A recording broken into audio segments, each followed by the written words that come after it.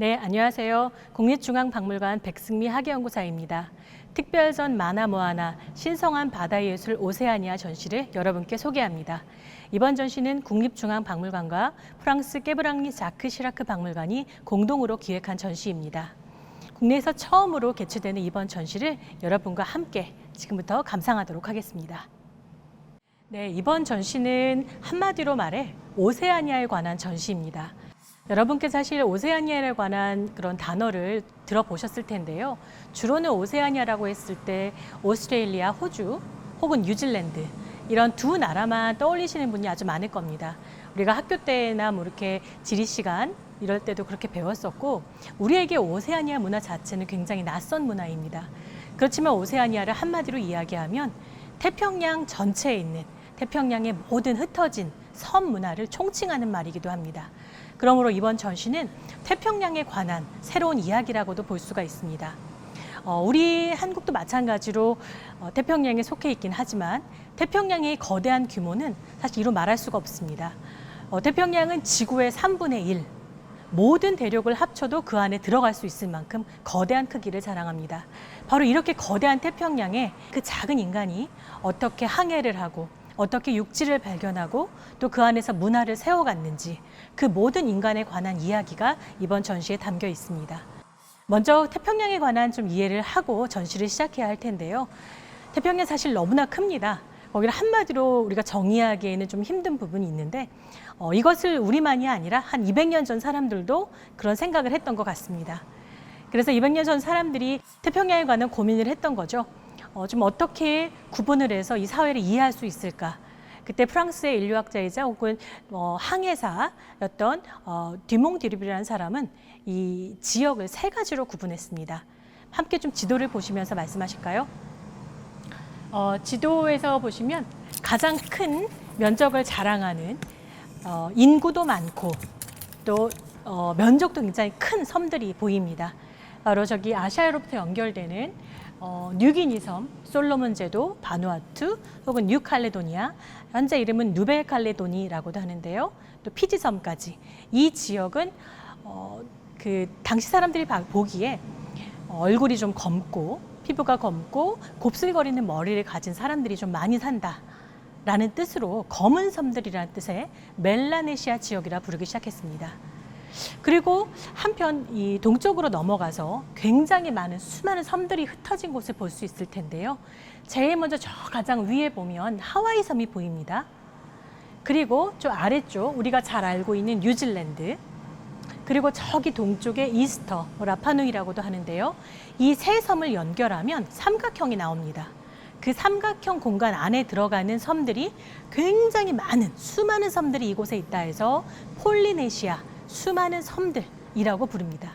그리고 그 밖에 여기에는 속해 있지 않지만 굉장히 작은 산호섬을 비롯해서 조그마한 섬들이 아주 많은 작은 섬들이 많은 지역이라는 뜻으로 저 위쪽에 보이는 마셜 제도를 포함한 저 마이크로네시아 연방도 포함이 되고요. 저 지역을 작은 섬들이 있는 곳이라는 뜻으로 마이크로네시아 혹은 미크로네시아라고 부릅니다. 이 세 구분이 이번 전시에도 일정 부분 반영이 되었습니다. 그것은 단지 인종이나 뭔가 이런 사람들의 겉모습 이런 것으로만 판단을 한 것은 아니고요. 좀 특이하게도 이러한 구분에서 사회적인 어떤 차이점 혹은 변화 그리고 그들 간에 서로 비교할 수 있는 점들이 꽤 녹아있기 때문에 저희가 편의상 이 세 지역을 이번 전시에도 구분해서 함께 설명해 드리고자 합니다. 그래서 이번 전시는 이 거대한 물을, 이 거대한 태평양을 인간이 어떻게 이해하고 항해해 갔는가, 그것이 가장 첫 번째 부분, 물의 영토로 시작을 할 거고요. 두 번째는 가장 많은 인구가 있는 이 멜라네시아 지역, 이 지역의 사람들이 어떠한 문화를 또 만들어 살아갔는가 가 펼쳐질 거고요. 3부에서는 이제 폴리네시아 부분, 저 거대한 바다를 어떻게 항해하고 발견하고 정착해 가면서 자신들의 이야기를 만들었는가가 있을 테고요. 그 사이마다 또 마이크로네시아 이야기는 그 안에 또 스며 있을 겁니다. 그리고 마지막 부분에서는 저희가 장신구와 현대까지 전해지는 여러 예술 작품을 함께 이해하고 이번 전시의 제목 만화 모아나에 관한 얽힌 이야기로 마지막 에필로그를 들려드리면서 전시를 마무리하고자 합니다. 그럼 지금부터 본격적인 전시로 들어가시죠.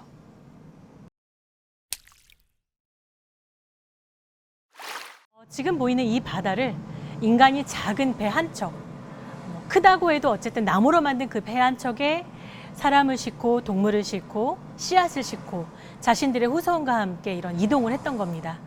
사실 생각해 보면 저희가 육지가 언제 나온다는 확신이 있다면 당연히 배를 타고 멋지게 항해를 했을 겁니다. 예를 들면 일주일 뒤에 혹은 한 달 뒤에 혹은 수개월 뒤에라도 육지가 언제 나올지 알 수 없는 상태라면 과감하게 그렇게 배에 오를 수 있을 것인지 생각해 보면 굉장히 또 우리 역시 고민을 하게 될 겁니다. 그때 사람들도 마찬가지였을 거예요.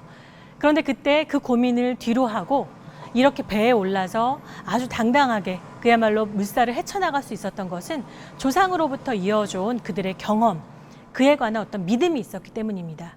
예를 들면 새들의 비행, 혹은 바닷물을 이렇게 만져봤을 때 느껴지는 플랑크톤의 어떤 질감, 이동하는 별자리의 모습, 이런 모든 것들이 그들에게는 항해를 할 때 육지를 찾고 혹은 바닷길을 여는 중요한 열쇠가 되었던 것입니다. 사람들의 이런 이동은 굉장히 오랜 시간부터 이루어졌고요. 실제 여러 역사에서는 6만 5천 년 전부터 이런 오세안 지역에서 조금씩 사람들이 살기 시작하고 기원전 2,500년 전, 그러니까 지금부터 거의 한 5천 년 전 경에도 이미 사람들이 조금씩 이동하면서 섬들을 하나하나 개척해 나가기 시작합니다. 그리고 우리가 지금 만나게 될 이런 18세기부터 20세기, 오늘날에 이르는 수많은 섬들의 이런 문화, 역사도 만들어졌다 볼 수가 있죠. 혹시 전시관을 이제 나중에 오시게 된다면 이 실감에서 굉장히 이 배 위에 오르시면 직접 바다 위에 올라와 있는 카누를 타는 듯한 모습도 연출할 수 있는데요. 꼭 한번 경험해 보시기 바랍니다. 네, 그럼 지금부터 실제 오세아니아 사람들의 이야기가 담겨 있는 전시장 안의 유물로 함께 들어가도록 하겠습니다. 네, 제1부는 물의 영토에 관한 이야기입니다. 이 물을 잘 이해하는 것이 곧 그들의 삶을 개척해 나가고 이해하는 중요한 방식이었던 것이죠. 이 바다 공간을 지나가기 위해서 가장 중요한 수단은 결국 배였을 겁니다. 그 배가 바로 우리 옆에 놓여 있죠. 바로 카누입니다. 이 카누는 지금 보시기에는 조금 작아 보인다 싶으실 텐데요. 현재 지금 전시되고 있는 카누는 근해, 가까운 바다를 왔다 갔다 할 수 있는 그런 카누이고 실제 거대한 항해를 할 수 있는 오랜 기간, 장기간 갈 수 있는 카누에는 많게는 100에서 200여 명까지도 탑승을 할 수 있었다고 합니다. 그렇게 배에 사람들이 오를 수 있었던 이유 중에 하나는 거대한 배 두 대를 연결해서 쌍동선으로 하여 출발하기도 했었고 그 안에는 단순히 사람만이 아니라 동물들, 식물들, 그리고 씨앗, 여러 가지 그들의 미래, 여러 자원들을 함께 싣고 미래를 향해서 출발했던 것이죠. 마오리 전사들, 뉴질랜드 마오리 전사들이 전쟁용 카누에 달았던 굉장히 거대한 크기의 배 뒷부분에 달렸던 전쟁용 카누 장식도 포함되어 있습니다. 이러한 여러 장식들은 배를 오랫동안 그 물 위에 있으면서 여러 선원들의 안전을 기원하고 또 다시 언젠가 육지를 발견하고 그 육지에서 또 다른 삶을 이어가기 위한 하나의 그들의 염원을 담은 장식으로 볼 수가 있습니다. 사실 이번 전시에 또 재밌게 볼 수 있는 부분이 두 가지가 있는데요. 하나는 이들이 그럼 과연 어떻게 그 뱃길을 찾아서 이동했을까라는 겁니다. 앞서서는 제가 여러 자연 현상들에서 물길을 찾아, 뱃길을 찾아, 육지를 찾아 나가는 사람들의 이야기를 말씀드렸는데요. 실제 경우에 따라서는 일종의 바다를 위한 내비게이션, 항해용 내비게이션도 있었던 것으로 보입니다. 그 대표적인 유물이 바로 저쪽에 있는 항해용 스틱 차트입니다. 이 스틱 차트는 주로 마셜 제도에서 굉장히 많이 나오는 유물이기도 합니다. 이것이 과연 이걸로 어떻게 뱃길을 찾았을까 싶으실 텐데요. 지금 보시는 이런 화면에 나무막대로 길게 표현되어 있는 부분은 배가 지나가는 물길을 말하는 것이고요. 거기에 곡선처럼 굽어져 있는 곳은 파도가 굽이치는 어떤 곡류를 나타내고 있습니다. 그리고 조그맣게 하얗게 박혀있는 점 같은 것은 사실 조개 껍데기인데 그 각각의 조개 껍데기는 그 섬을 상징합니다. 그러니까 여기에 섬이 두 개가 나란히 붙어 있고 여러 가지 급류가 있는 곳 주변엔 해류가 이렇게 흐르는구나 이미 알고 그 지역을 가게 되는 것이죠. 그렇다면 이 스틱 차트는 어떻게 사용했을까 싶으실 텐데요. 우리 생각으로는 이거를 뭔가 눈에 대고 바다를 이렇게 지켜보면서 이걸 손에 들고 이렇게 항해했을까 싶지만 이런 스틱 차트는 대부분 항해하기 전에 외워서 가는 것입니다. 바닷길에 대한 기억을 외우고 그건 대대손손 자기가 중요한 사람들 혹은 후손에게 전달하는 중요한 기억의 매체였던 것이죠. 이렇게 완전하게 기억을 하고 나서 뱃길에 올랐던 것이죠. 그리고 이러한 여러 길을 통해서 안전을 기원하면서 멀리까지 또 항해를 할 수 있었던 것입니다. 지금 보여지는 여러 뱃머리 조각들이 저기 진열장에 보이실 텐데요. 아마 제가 어떤 말씀도 없이 이 조각들을 보십시오 라고 했으면 어떤 분은 20세기 혹은 현대 추상주의 작품 같은데요? 라고 현대 작품이라고 착각하실 만큼 그야말로 작품성과 예술성이 뛰어난 것을 보실 수 있을 겁니다. 지금 보시는 모든 조각들은 뱃머리 장식들입니다.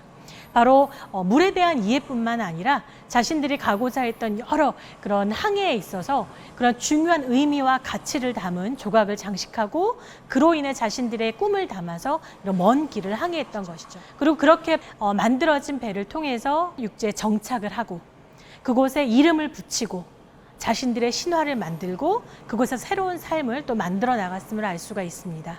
그래서 이번 제2부에서부터는 이렇게 정착하게 된 사람들, 처음 멜라네시아 사람들의 이야기서부터 함께 살펴보도록 하겠습니다.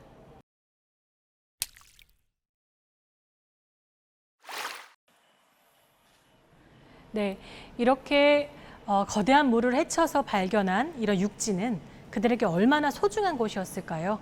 그래서 실제 사람들은 발견한 그 육지에 있는 모든 자연물들, 나무, 돌, 그 중에서 어떤 것도 소홀히 하지 않고 굉장히 귀한 어떤 존재로 여겼습니다. 실제 이들에게 자연은 지배의 대상이 아니라 함께 살아가고 존중하고 공존해야 될 대상이었던 것이죠. 지금 여러분 뒤에는 진열장이 서 있는 모습 보이실 텐데요. 저희가 마치 큰 바다, 태평양 바다 위에 떠 있는 여러 섬들을 하나하나의 진열장으로 좀 저희가 다르게 표현을 했던 것입니다. 그리고 이번엔 독특하게 진열장 한 면을 저희가 실제 오세아니아 지역에서 많이 나오는 어떤 식물들을 모티프로 해서 뒷면을 저희가 프린팅을 해서 보여드리고 있고요. 각각의 이 공간을 바로 2부, 삶이 깃든 터전으로서의 공간으로 저희가 만들어 보았습니다. 실제 지금 보는 이 2부는 멜라네시아, 오세아니아 지역 중에서도 가장 면적이 크고 인구도 많고 그리고 오랜 역사를 자랑하는 곳부터 시작을 합니다. 주로 이곳에서는 파푸아뉴기니를 비롯하여 솔로몬 제도, 바누아투, 그리고 누벨칼레도니, 그리고 피지 섬에 이르기까지 여러 지역이 이 안에 포함되어 있습니다. 특히 멜라네시아 지역은 중요하게 자신들의 조상에 관한 이 존재를 굉장히 중요하게 여겼습니다. 그리고 조상에 관한 이들의 어떤 신념, 가치는 이들의 현재 삶에도 아주 중요한 부분으로 다가옵니다. 예를 들면 마을의 가장 중요한 마을의 중심에는 굉장히 거대한 집을 지어서 우리는 이 집을 의식의 집 혹은 남자들의 집이라고도 부르는데요. 마을의 중요한 여러 의논, 회의를 한다거나 성년식을 진행한다거나 혹은 그 밖에 중요한 어떤 조상을 모시는 의례들을 이곳에서 치루었음을 알 수가 있습니다. 근데 왜 굳이 이름이 남자들의 집이었을까 싶은데 이곳은 성년식을 치룬 이후에 남자 성인이 아니라면 들어갈 수가 없었습니다. 그렇다면 여자들은 왜 들어갈 수가 없었던 것인가? 일설에는 이곳은 바로 이 집 자체가 시족 여성 조상을 의미하는 것이고 자연의 여러 조화를 위해서 이 거대한 여성을 상징하는 집에 남성이 들어가서 남녀가 함께 조화를 이루는 것으로 생각했기 때문인 것으로 보입니다. 그리고 이 집을 토대로 해서 이들의 조상에 관한 이야기, 그리고 여러 시족, 설화에 관한 이야기들이 2부 안에 펼쳐져 있습니다. 그럼 지금부터는 저와 함께 여러 전시품을 직접 감상하시면서 더 구체적인 이야기를 함께 나누어 보도록 하겠습니다. 네, 사람들에게 조상이라는 존재는 곧 세상을 창조한 힘이기도 하고 그들이 지금 바다를 건너 이 육지까지 와서 정착을 하여 자신들의 사회를 만드는데 가장 중요한 근간이 되는 존재이기도 했습니다. 때로 이런 조상들에 관한 신화는 단순히 인간에 국한되지 않습니다. 어떤 경우에는 악어의 모습, 혹은 독수리의 모습, 혹은 여러 자연인물의 모습으로도 표현되기도 합니다. 이러한 독특한 여러 자연 형상은 정체성을 탐구하는 차원의 이런 조각물을 만들기도 했고요. 대표적인 것들을 지금 제가 보여드리고 있는데요. 지금 여기 보시면 좀 재미난 어떤 형상이 하나 보일 겁니다. 제가 조금 전에 말씀드렸던 바로 그 의식의 집, 남자들의 집이란 거대한 집에 그 지붕을 장식했던 용마루 조각인데요. 보시면 앞모습은 가면같이 보이는 어떤 인간의 형상을 하고 있습니다. 그리고 저 머리 꼭대기에 보면 새의 모습을 한 새 부리가 담겨 있는 독수리 형상 같기도 한 새 조각이 보이고요. 그 뒷부분으로는 악어 형상도 같이 보이거든요. 이 세 가지가 모두 합쳐서 마을 중심에 있는 지붕 위에 꽂혀 있었던 겁니다. 다시 말하면 이들에게는 이러한 조상, 그 에너지, 영적인 힘을 불러오는 하나의 중요한 수단이 됐던 거죠. 일종의 좀 안테나라고 해야 될까요?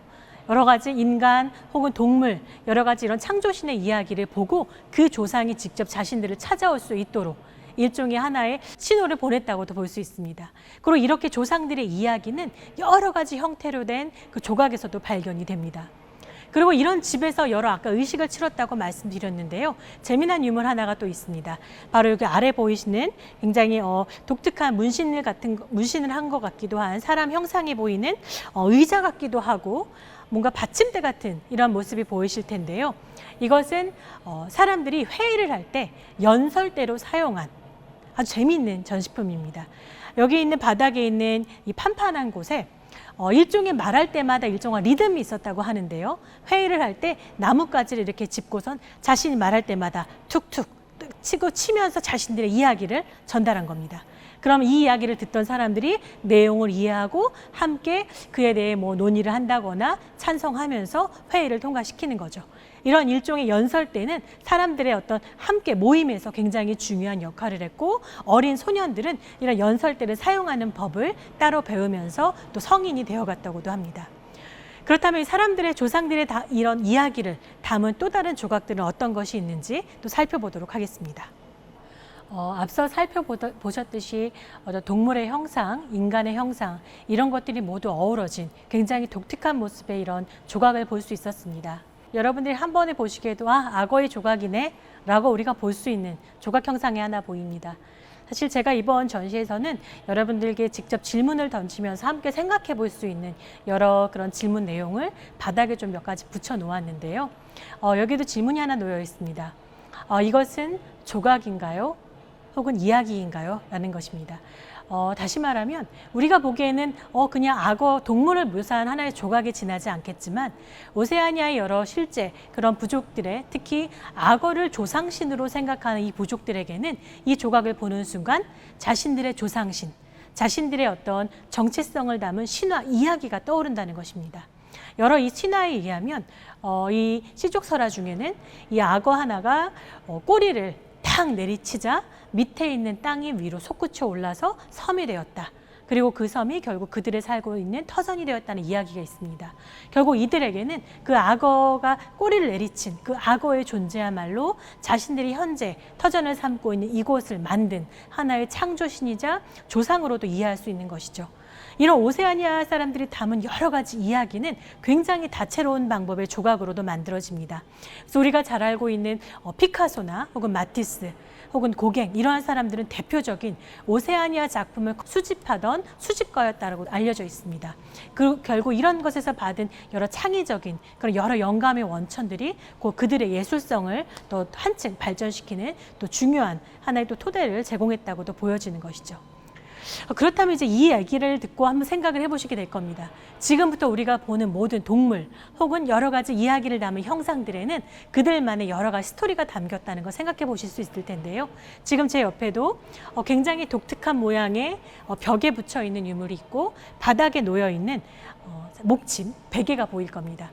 그런데 이 베개를 자세히 보면 이 목침의 양편으로는 악어 머리가 새겨져 있습니다. 그건 다시 말하면 자신들의 꿈을 자면서도 이 베개를 베고 자는 동안 꿈속에서 자신들의 조상신, 즉 악어를 만날 수 있는 하나의 어떤 이야기를 제공한다고도 볼 수가 있겠죠. 그리고 벽에 보이는 저것은 과연 뭐에 쓰는 물건인가 싶으실 텐데요. 위에 천장 같은 데 걸어놓던 하나의 갈고리입니다. 우리 생각에는 뭔가 물건을 걸어놓는 갈고리 같으면 그냥 S자 모양 하나 아니면 거대한 그냥 고리 모양 하나만 툭 걸어놔도 그냥 그 용도를 다 했을 텐데 오세아니아 사람들은 결코 그렇지 않죠.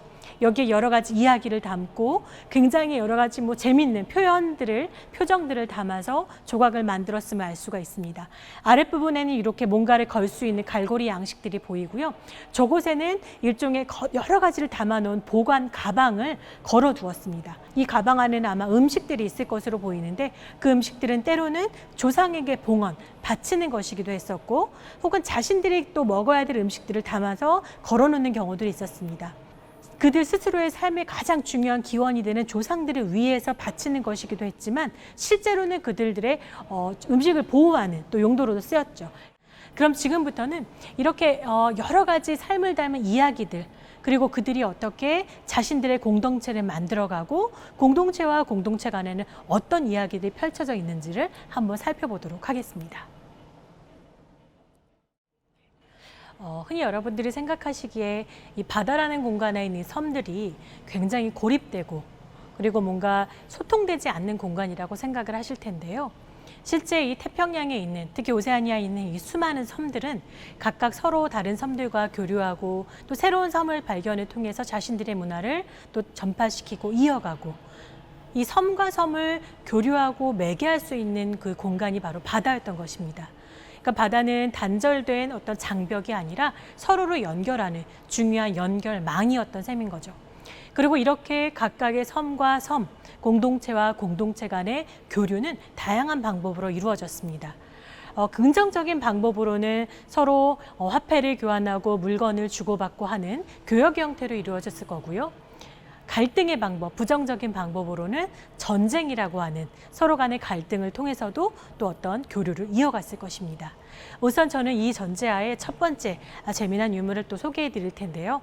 자, 지금 제 앞에는 여러 식물성 섬유로 짠 바닥에 큰 천들이 있고 그 위에 아주 매끈한 돌 3개가 놓여 있습니다. 이 돌은 돼지 기름을 발라서 굉장히 아주 또 매끈해 보이고 반짝반짝 빛이 나는데요. 그리고 그 위에는 작은 조개를 하나하나 이어 붙여서 아주 거대한 조개의 한 끈을 만들어 두었습니다. 여러 식물성 섬유, 천, 그리고 이런 갈돌, 그리고 조개, 이 각각이 모두 굉장히 중요한 화폐 단위입니다. 그리고 이러한 화폐를 한 번에 모아놓은 이 거대한 유물도 역시 화폐입니다. 이걸 한 번에 화폐라고 하면 이걸 도대체 어떻게 주고받고 이걸로 뭘 샀단 얘기인가 싶으실 텐데 이 화폐는 거의 부족과 부족 간, 오늘날 치면 거의 국가와 국가 간의 어떤 교류를 완성하는 굉장히 중요한 가치를 지녔던 화폐입니다.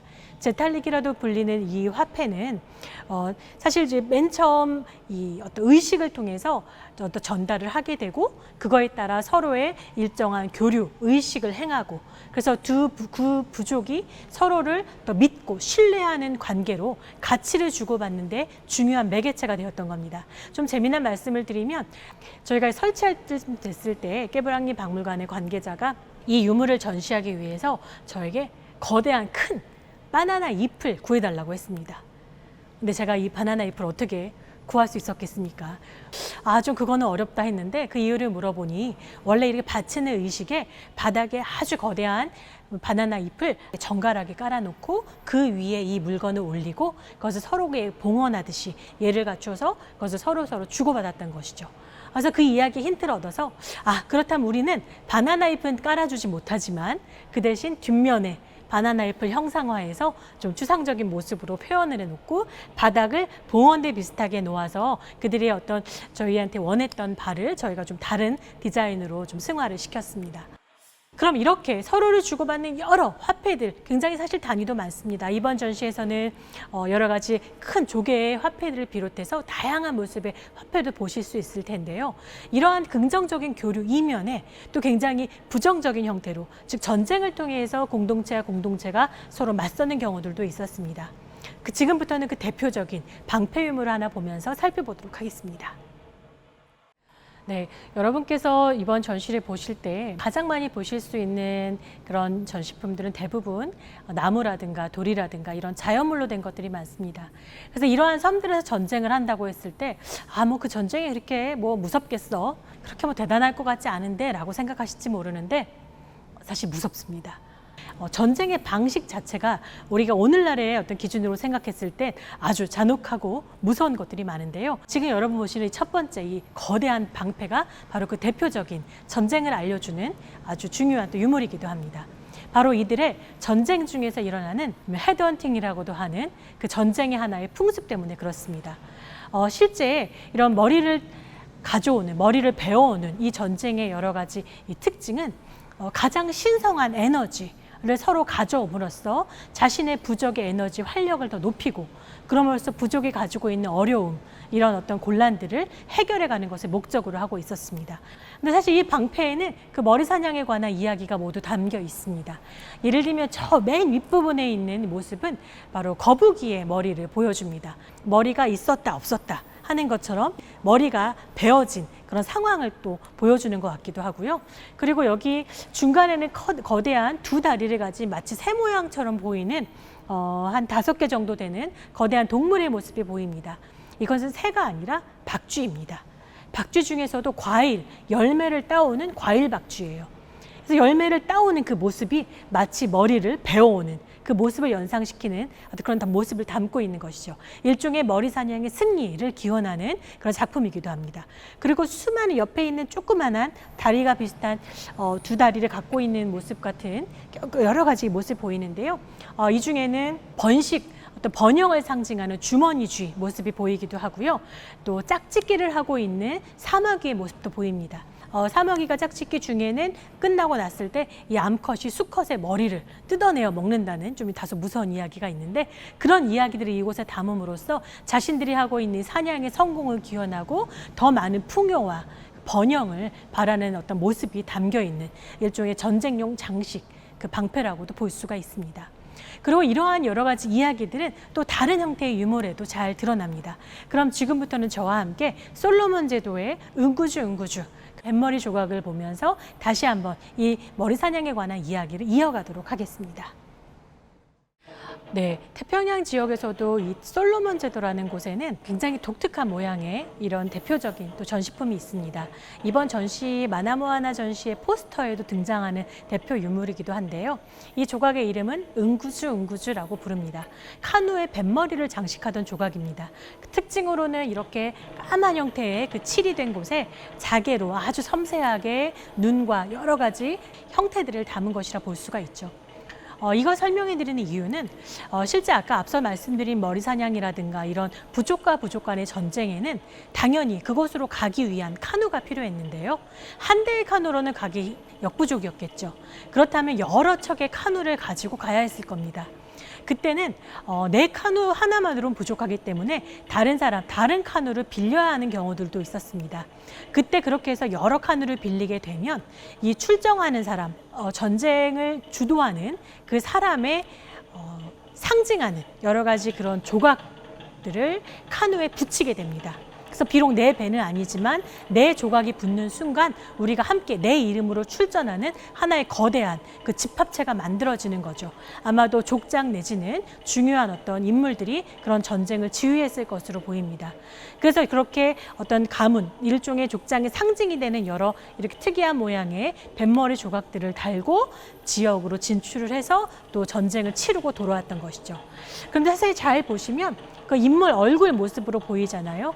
저것이 멀리서 볼 때는 마치 따온 머리, 즉 좀 표현이 좀 무섭지만 이렇게 전쟁을 통해서 베어온 머리를 마치 싣고 오는 것 같은 그런 느낌도 자아낼 수 있었겠죠. 그래서 일종의 머리 사냥의 승리를 기원하는 측면에서 만들어졌을까 또 생각도 해보게 되고요.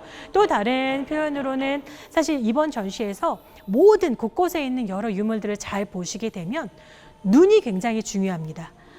많은 유물들이 그 두 눈을 담고 있는데요. 이 눈은 인간이 보지 못하는 것을 보는 그런 역할을 하기도 합니다. 즉 여러 가지 인간의 보지 못하는 혹은 악한 힘, 그런 보이지 않는 어떤 무서운 힘으로부터 인간을 보호해 주기도 하는 역할을 하고 더 항해를 안전하게 잘할 수 있도록 도와주는 역할도 하게 되기 때문에 이러한 다양한 눈들을 여러 무기류 혹은 뱃머리 조각들 이런 것에 가득 담아서 또 자신들을 어떤 수호하는 그런 힘으로도 활용했음을 볼 수가 있습니다. 만약 전시를 직접 보시게 된다면 각 전시품마다 숨어있는 이런 눈들을 발견해 보시는 것도 중요한 맥락이 될 것 같습니다. 그렇다면 이렇게 수많은 섬들, 특히 이 멜라네시아 지역을 다스리던 사람, 그 족장들은 어떠한 존재였을까? 지금부터 한번 살펴보도록 하겠습니다. 이런 태평양의 섬들에 있는 여러 부족들에는 중요한 족장들이 있습니다. 그런데 재미나게도 이런 폴리네시아 지역과 멜라네시아 지역, 비록 지역 구분을 이렇게 임의로 했다고는 하나 실제 폴리네시아, 멜라네시아의 족장은 굉장히 다른 성격을 지닙니다. 주로 대부분의 섬들에서는 이 족장의 존재는 그야말로 대대손손 전해지는 세습적인 족장들이 많은데요. 이 멜라네시아 같은 경우에는 족장도 선출이 가능합니다. 그 족장에 선출될 수 있는 요건들이 있습니다. 우선은 복받은 족장이어야 합니다. 즉 농사가 잘 되고 풍요로워지고 또 마을에 큰 재난이 없고 그것은 곧 조상님이 돌보는 그 존재이니 마땅히 족장이 되어 인도할 수 있겠구나 생각을 하는 것이죠. 그리고 이러기 위해서 족장들이 또 해야 하는 일이 있습니다. 그것은 수많은 이 풍부한 재화들, 여러 자원들을 고루고루 잘 나눠주는 것입니다. 특히 중요한 재화일수록 더 잘 이것을 가꾸고 사람들에게 분배하는 것이 족장의 중요한 미덕이라고 생각을 했습니다. 그 대표적인 재화 중에 하나가 돼지 이빨입니다. 멧돼지처럼 보이는 이빨이 있는 돼지들의 경우에 어려서 윗니를 빼버리면 아랫니가 막힘없이 자라면서 동그랗게 원을 그리고 자라게 됩니다. 그래서 완벽한 원을 가지게 되면 이 돼지가 가진 귀한 영혼을 취하게 되는 겁니다. 그때 바로 저쪽에 보이는 좀 무섭게 생긴 저 도살 도구로 돼지야, 그래, 이제 잘 컸구나. 그렇지만 너의 소중한 영혼을 이제 내가 가져가서 더 귀한 것에 쓰겠다. 저걸로 한 번에 도살을 해버리는 거죠. 조금 무서운 약간의 잔혹동화 같은 이야기이기도 한데요. 이렇게 얻어진 돼지의 이빨은 여러 가지 장신구, 중요한 어떤 가치를 지닌 재화로 쓰이면서 족장의 권위나 위신을 높여주는 역할을 하기도 합니다. 바로 여러분 눈앞에 보이는 이 동그랗게 생긴 마치 상아처럼 보이는 이것이 이 돼지 이빨임을 알 수가 있습니다. 이렇게 멜라네시아 족장들은 재화를 나눔으로써, 즉 가까이 다가감으로써 자신을 존중을 받는 존재로서 만들었음을 알 수가 있고요. 또 대표적인 누벨칼레돈이라고 하는 곳에는 카낙족이라고 하는 부족이 있습니다. 이 부족의 대표적인 이 전시품도 이번 전시에 오게 됐는데요. 함께 살펴보시도록 하겠습니다. 네, 이번 전시에는 누벨칼레도니, 흔히는 뉴칼레도니아로 알려진 이 섬에 카낙족의 대표적인 유물들이 함께 한국을 찾게 되었습니다. 지금 보시는 거대한 동그란 옥으로 만들어진 도끼 아래 나무를 세우고 있는 이 도끼가 보이고요. 옥 도끼가 보이고 또 아래쪽에는 그 옥을 이용해서 만든 아주 귀한 목걸이가 보입니다.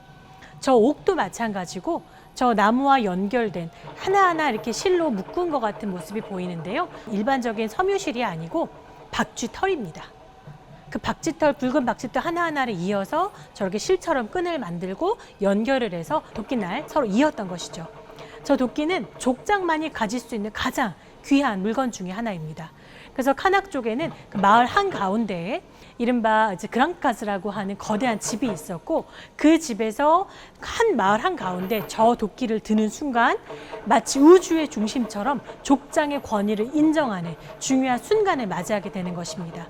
이 카낙 쪽은 사실 제가 더 왜 설명을 드리냐면 전통을 지켜가면서 가장 중요한 존재로서 이 누벨칼레도니아에 있는 문화를 지켜가는 부족이기도 하지만 이번 전시를 함께 기획한 프랑스 깨브랑리 자크 시라크 박물관의 관장님이 또한 이 카낙 쪽 출신의 관장이기도 합니다.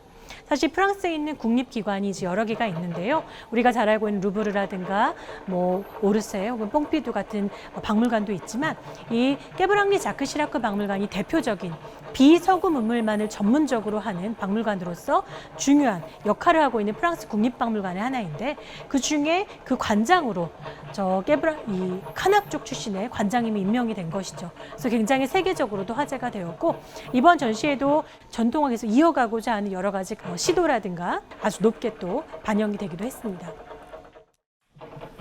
혹시 이번 전시 초반부터 어디선가 이렇게 다듬이 소리 같은 뭔가 소리가 들린다 생각했던 분들도 많으실 텐데요. 지금 이렇게 들리는 소리, 마치 우리나라의 다듬이 소리 같은 이 소리는 북소리입니다.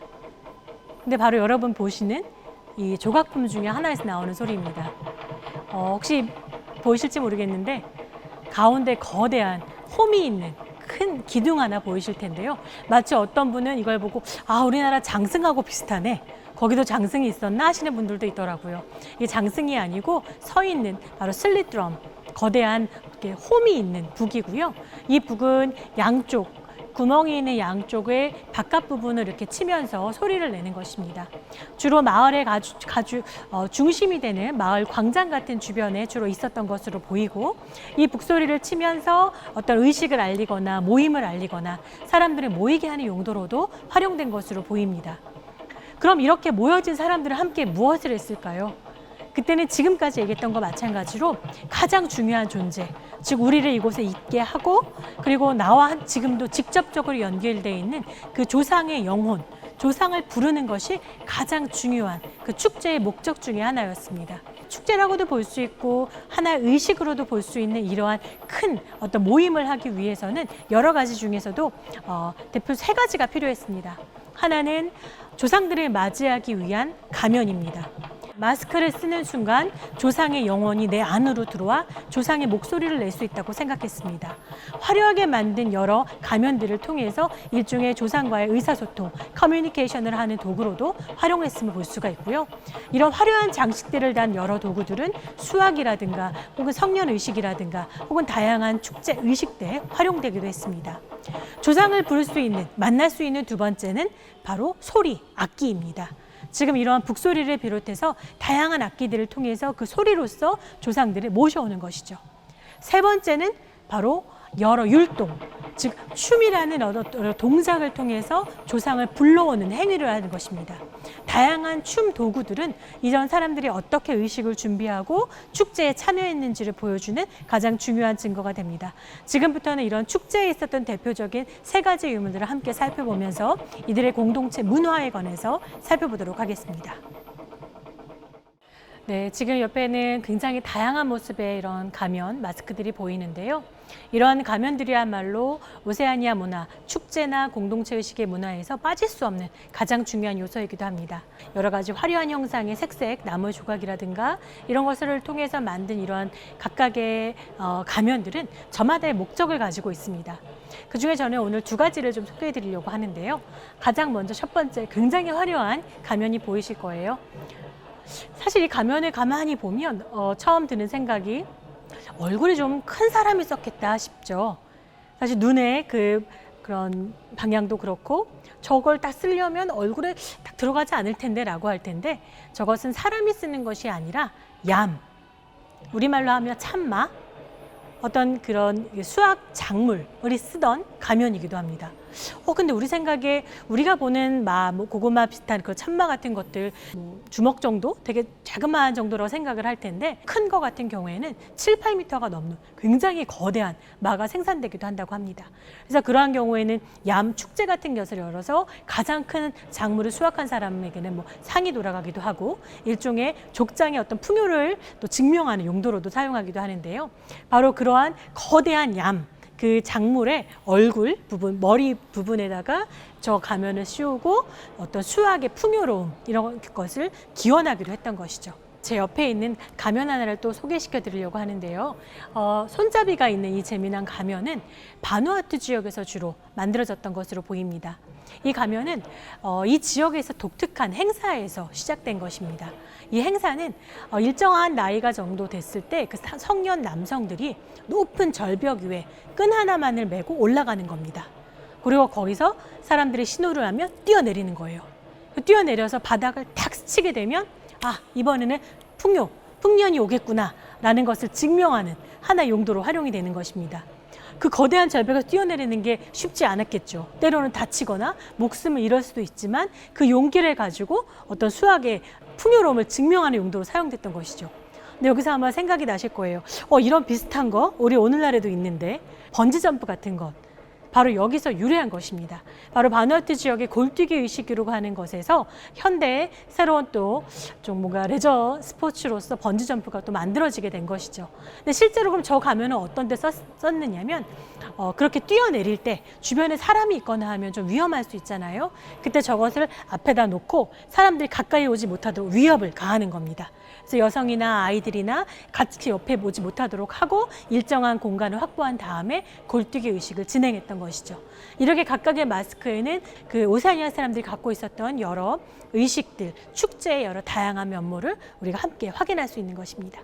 그럼 지금부터는 악기 그리고 춤 도구들을 함께 살펴보면서 오세아니아 지역의 다양한 문화를 한번 살펴보도록 하겠습니다. 오세아니아 지역에서 사람들이 모이는 곳마다 가장 중요하게 빠질 수 없는 것들은 바로 춤입니다. 춤은 그들의 어떤 몸짓, 소리, 그리고 의식, 그리고 심지어 그들의 여러 가지 향기라든가 그들의 여러 가지 감각을 일깨우는 중요한 도구이기도 했고요. 그러한 춤의 가장 중요한 요소 중에 하나는 바로 음악, 소리입니다. 그 소리 중에 또 대표적인 것은 바로 북입니다. 북을 빼놓고서는 오세아니아 문화를 얘기할 수 없다라는 말이 있을 정도로 북은 굉장히 중요한 그 축제, 의식의 수단이기도 합니다. 그렇다면 지금 과연 북이 어디 있는지 좀 의아스러우신 분도 있으실 텐데요. 지금 여러분들 보시는 마치 모래시계처럼 생긴 혹은 물고기 입모양을 하고 있는 이 세 가지 도구가 모두 북입니다. 그리고 한쪽에는 손잡이 모양으로 잡을 수 있는 모양의 그런 고리들이 있고요. 그걸 잡고 한 손으로 윗부분을 치는 것이죠.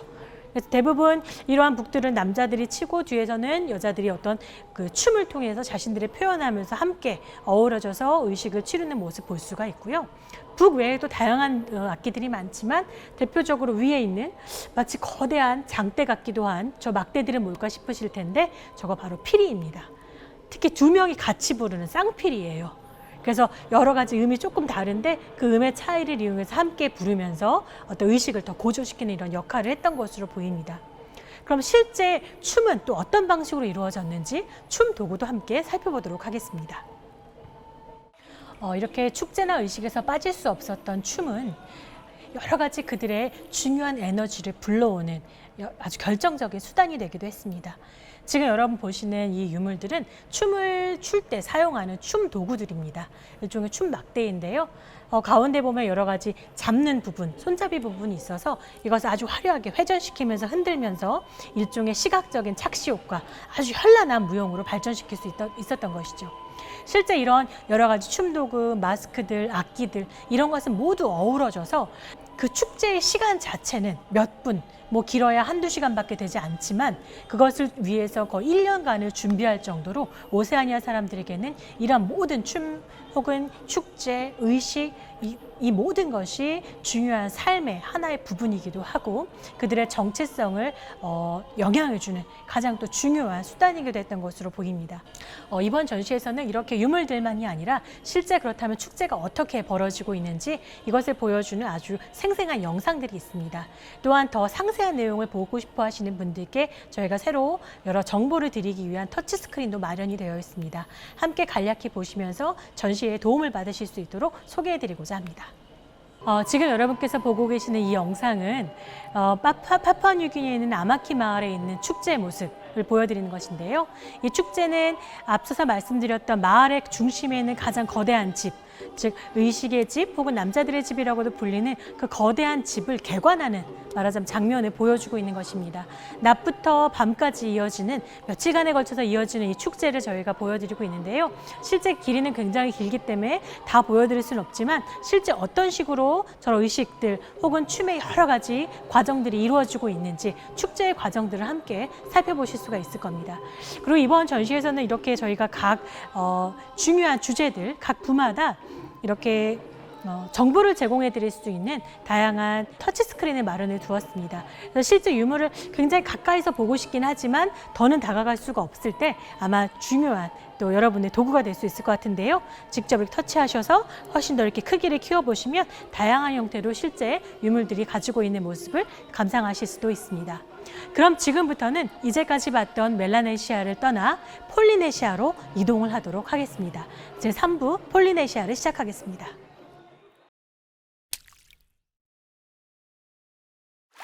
네, 제3부 폴리네시아의 문화가 있는 곳으로 이동을 했습니다. 이번 전시의 제목 마나모아나라는 말 자체가 바로 폴리네시아에 있던 단어입니다. 이 마나란 말은 모든 존재가 갖고 있는 신성한 힘을 의미하고요. 모아나는 거대한 바다, 대양을 의미합니다. 이 두 가지 개념은 이 폴리네시아뿐만 아니라 오세아니아 전체를 관통하는 중요한 개념이기도 합니다. 모든 존재가 갖고 있는, 그중에서도 더 높은 권력을 가진 어떤 족장들의 경우에는 신성한 그 신으로부터의 혈통을 잇는 존재라 생각해서 더 높은 만화가 있다고 생각을 했고요. 그런 모든 존재들이 갖고 있는 만화의 힘을 존중하는 것이 바로 중요한 오세아니아 문화의 특징이기도 합니다. 그런데 이 만화가 과연 어디 있을까?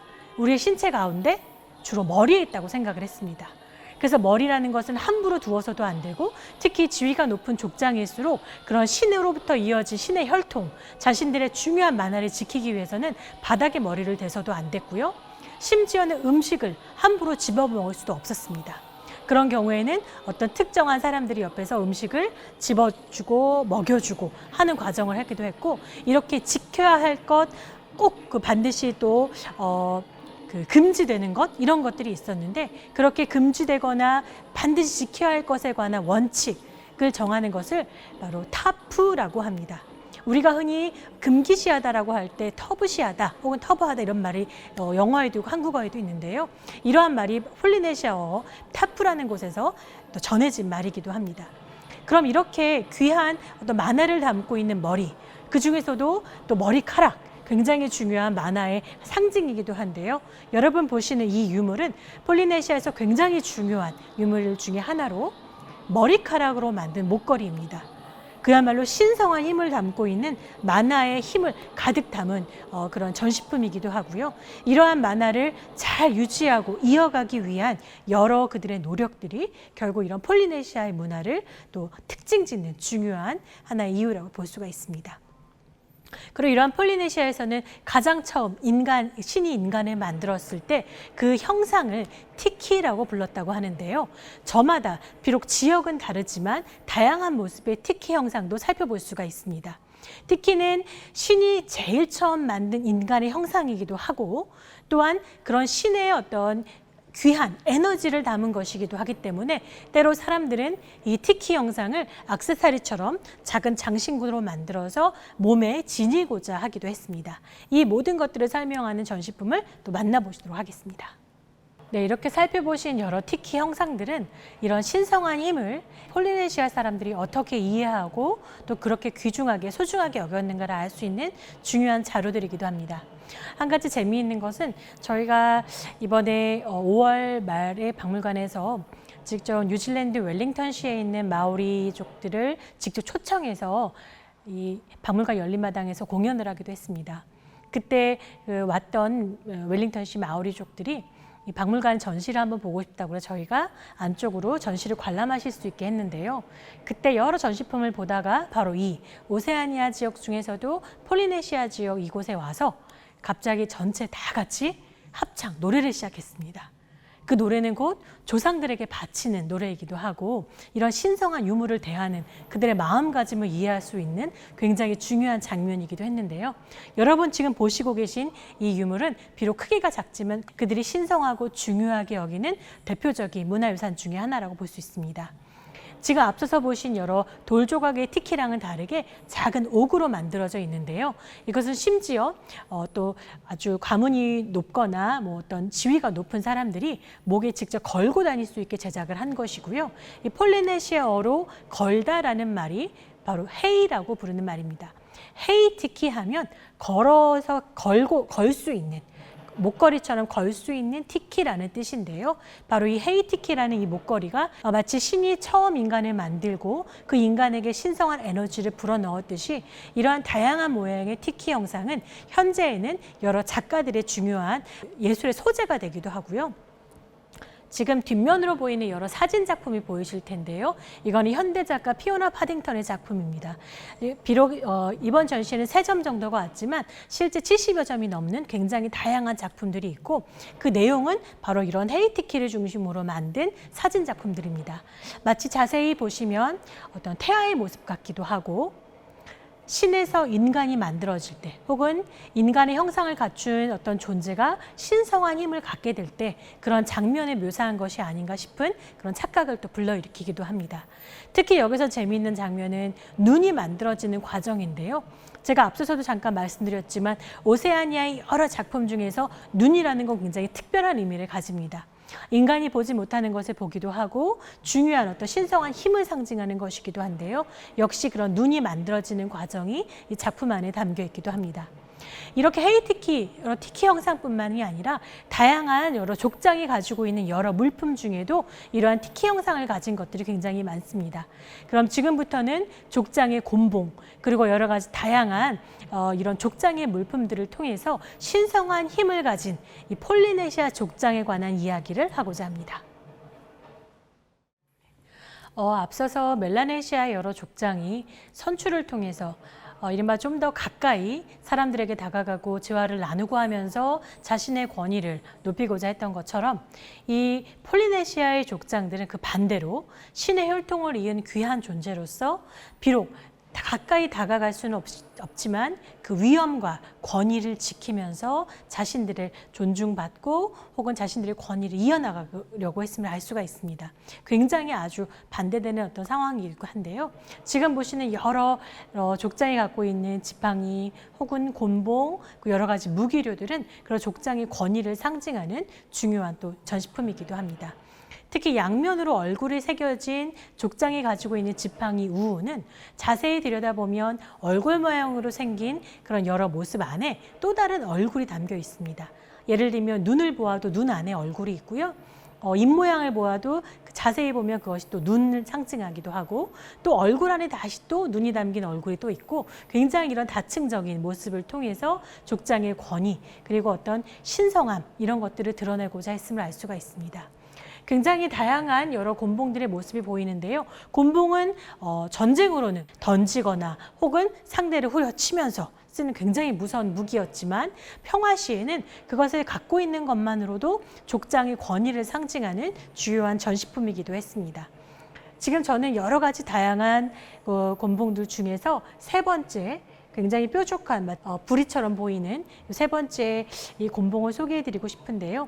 이 이유가 두 가지가 있습니다. 하나는 제가 맨 처음 말씀드렸던 이 태평양 거대한 바다를 구분하는 방법, 즉 멜라네시아, 폴리네시아 혹은 미크로네시아라는 어떤 구분법을 만든 뒤몽 디르빌이라는 사람을 제가 소개해드렸는데요. 실제 그는 남극이라든가 오세아니아 지역 여러 곳을 항해하던 굉장히 또 중요한 문화 인력적으로 중요한 사람이기도 한데요. 직접 지역을 다니면서 또 수집을 하기도 했습니다. 이 작품은 바로 뒤몽 디르빌이 수집했던 그런 수집품 중에 하나입니다.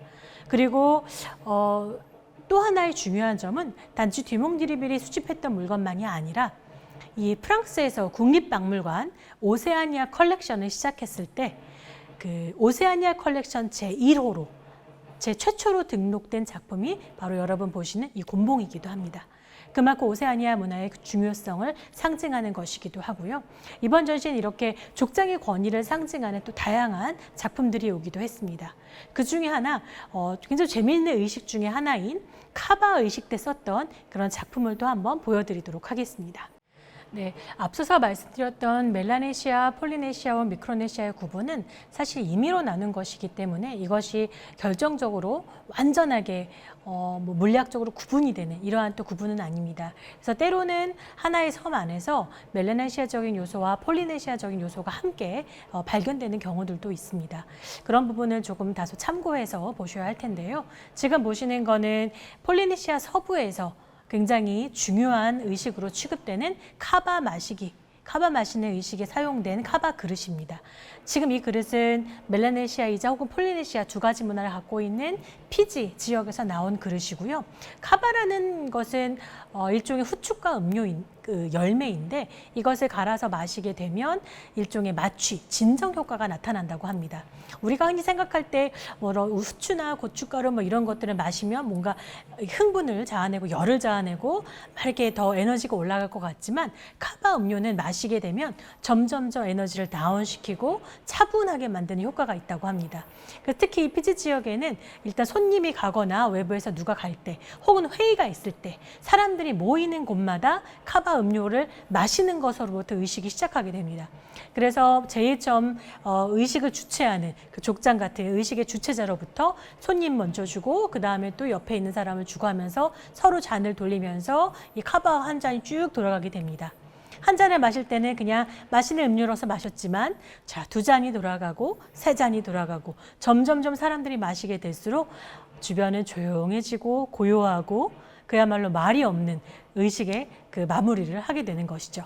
그래서 이러한 카바 음료를 마시는 것은 하나 의식을 성스럽게 하는 일환이기도 하지만 실제 그들 어떤 문화에도 굉장히 또 중요한 특징을 갖는 것이기도 합니다. 카바의식 음료 그릇 외에도 족장이 가지고 족장의 특히 음식은 아무나 만들 수도 없고 함부로 만질 수도 없는 것이라 했는데요. 그런 음식과 관련된 여러 절구공의를 비롯한 그릇들 혹은 족장이 베던 목침 같은 베개 이런 것들을 통해서 족장이 얼마나 그런 신성함을 사람들에게 어떤 일정한 거리를 두게 하면서 그 유지해 갔는가를 잘 알 수 있는 유물들이기도 합니다. 그럼 이렇게 폴리네시아가 유지되는 것에는 또 여성들의 힘도 굉장히 컸는데요. 여성들의 대표적인 그 만드는 전시품 유물이라 할 수 있는 타파 천 지금부터 함께 감상해 보시도록 하겠습니다. 지금 보시는 전시품은 타파라고 하는 대표적인 폴리네시아의 전통 천이라고 볼 수 있습니다. 이것은 마치 우리나라 한지와 같이 한지를 만드는 재료, 당나무 재료 아시죠? 그 당나무로 만든 것인데요.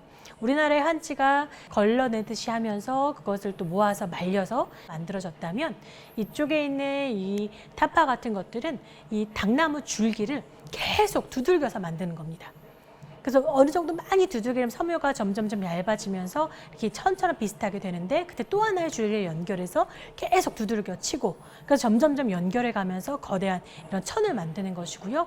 완성된 천 위에 여러 가지 이런 염색 재료를 입히고 모양을 내고 그래서 만드는 과정도 굉장히 오래 걸리고 그야말로 여러 기술이 필요한 아주 중요한 어떤 섬유 예술의 하나라고도 볼 수가 있습니다.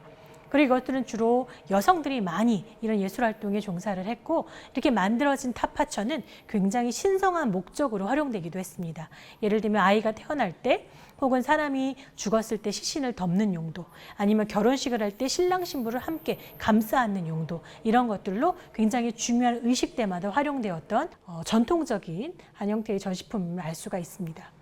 이러한 타파천을 비롯해서 이제 수많은 장신구들도 소개가 될 텐데요.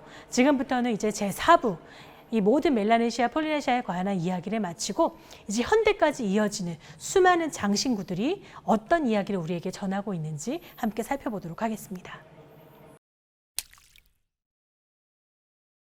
오세아니아 예술의 가장 중요한 정수라고 한다면 그것을 바로 장신구라 할 수 있습니다. 장신구는 말이나 혹은 언어 이런 걸로 대체할 수 없는 비언어적 예술이기도 합니다. 어떤 장신구를 내가 선택하고 착용했다는 것은 내가 말하고 싶은 바, 나의 정체성을 드러내는 가장 중요한 또 수단이 되기도 하고요.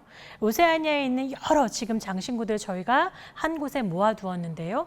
여기에서는 귀걸이, 목걸이, 혹은 머리 장식, 허리띠, 가방, 온갖 종류의 여러 장신구들이 어떤 식으로 그 사람의 취향 혹은 그 사람들의 전통에 대한 관점 그리고 그 재료에 대한 혹은 만든 이에 대한 그런 노고 이런 것들을 담고 있는지 그래서 어떤 선택을 받아 이런 장신구를 착용하고 계속 대대손손 이어지게 됐는지를 살펴볼 수가 있습니다.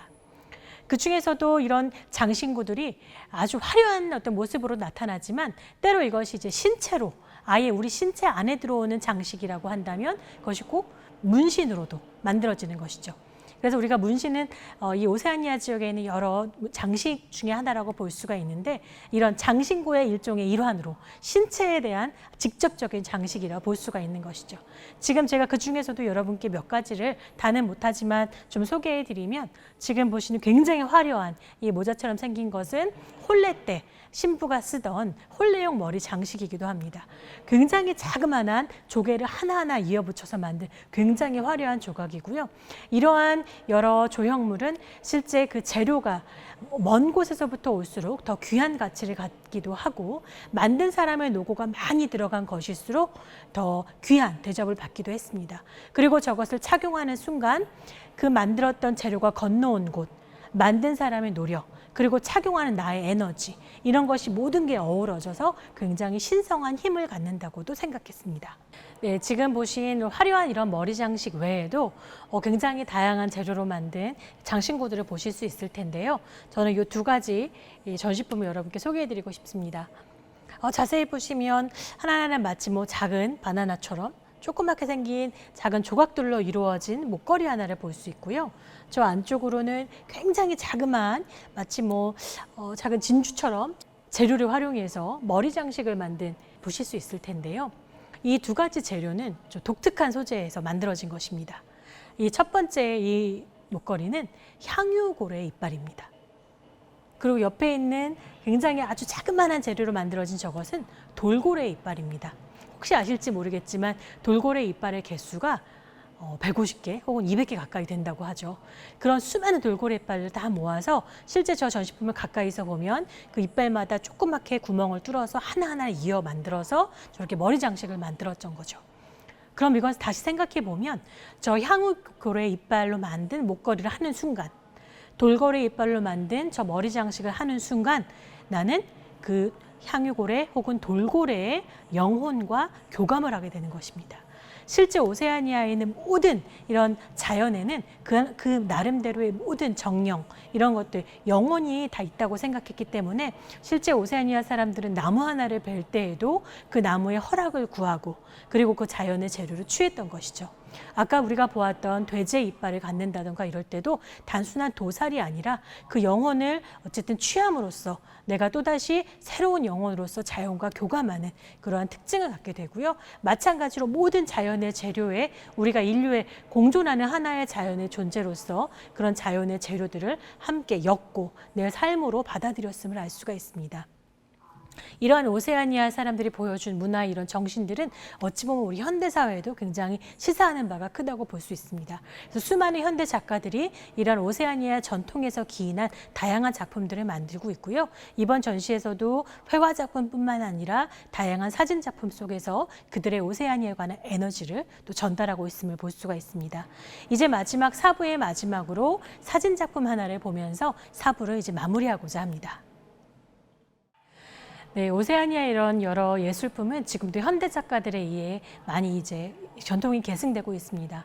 전통 문화 그대로를 계승하는 경우도 있지만 때로는 자신들의 과거, 역사에 대한 비판 혹은 새로운 성찰을 통해서도 작품 활동을 하기도 하는데요. 지금 뒤쪽에 보이는 이 사진 작품들은 뉴질랜드 작가인 그렉 세무의 작품들입니다. 실제 뉴질랜드가 서양 식민의 역사를 겪으면서 서양의 초상화 전통이 들어오기도 하는데요. 그 당시 우스꽝스럽게도 서양의 초상화 전통에 마오리족의 얼굴만 입힌 이런 좀 다양한 이런 또 초상화가 만들어지기도 합니다. 그렉 세무는 그러한 과정을 일종의 비판, 자아 성찰하듯이 마오리족의 정신을 부각하는 새로운 작품을 만들기도 했고요. 지금 여러분 선보이는 이런 작품들은 서양 식민지의 초상화 전통이 무분별하게 들어왔던 시기 그런 비판을 통해서 새로운 작품을 구상한 것이라 볼 수가 있습니다. 그리고 이제 이러한 작품들뿐만 아니라 지금 이제 저는 이제까지 봤던 모든 오세아니아를 정리한 이제 에필로그를 통해서 오늘의 전시를 같이 한번 마무리하도록 하겠습니다.